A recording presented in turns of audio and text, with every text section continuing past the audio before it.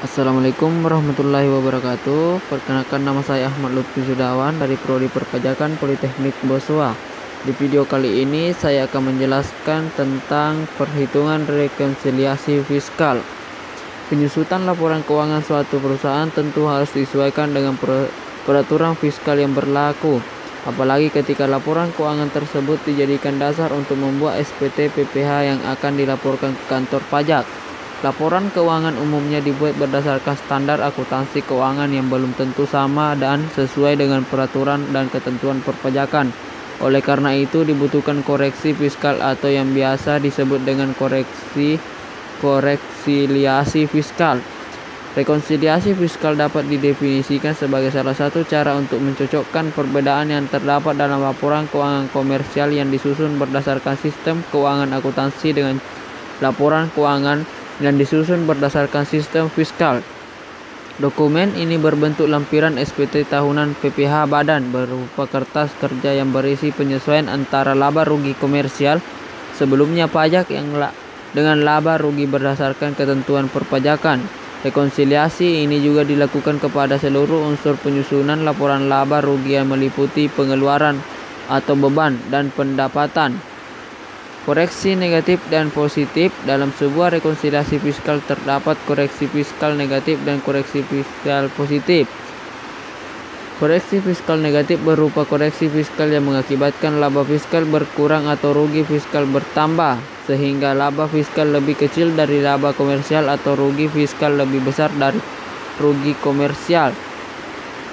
Koreksi negatif biasanya disebabkan oleh beberapa hal, seperti adanya selisih komersial di bawah penyusutan fiskal, penghasilan yang dikenakan PPh final, dan penghasilan yang tidak termasuk objek pajak namun termasuk dalam peredaran usaha. Penyusutan fiskal negatif lain.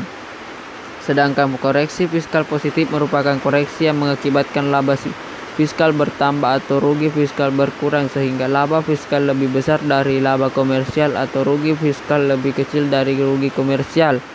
Koreksi fiskal bisa disebabkan oleh beberapa faktor seperti biaya yang dibebankan untuk kepentingan pribadi wajib pajak, penggantian atau imbalan sehubungan dengan pekerjaan atau jasa, dana cadangan, jumlah melebihi kewajaran yang dibayarkan kepada pihak yang mempunyai hubungan istimewa sehubungan dengan pekerjaan yang dilakukan, pajak penghasilan harta yang dihibahkan, gaji yang dibayar kepada pemilik, sanksi administrasi, selisih penyusutan atau amortisasi komersial, biaya yang mendapatkan penagih dan pemelihara penghasilan yang dikenakan PPh final.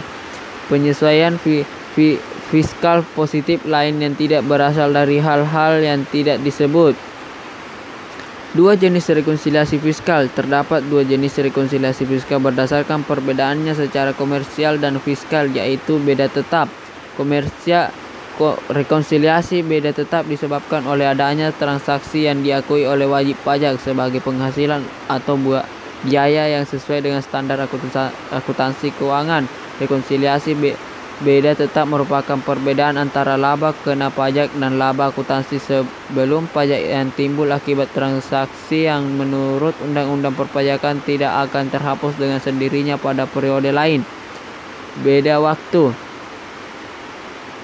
Rekonsiliasi fiskal beda waktu terjadi karena adanya perbedaan waktu dari sistem akuntansi dengan sistem perpajakan. Jadi dalam hal ini transaksi menurut akuntansi komersial dan pajak sama.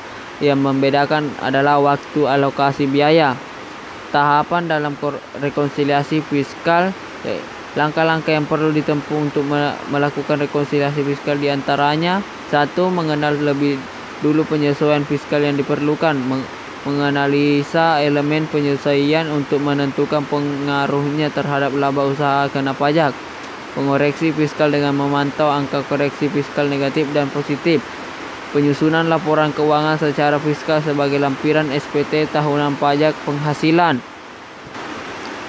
Dan inilah contoh kasus yang akan dicari tahu tata cara rekonsiliasi fiskalnya. Caranya yaitu kompensasi kerugian penghasilan kena pajak dikurangi dengan laba fiskal kemudian dikalikan dengan tarif pajak sama dengan PPh terutang, kemudian dikurangi dengan kredit pajak sama dengan PPh kurang atau lebih bayar. Nah, itulah perhitungannya dapat dilihat dari software pada berikut. Demikian dari saya. Wassalamualaikum warahmatullahi wabarakatuh.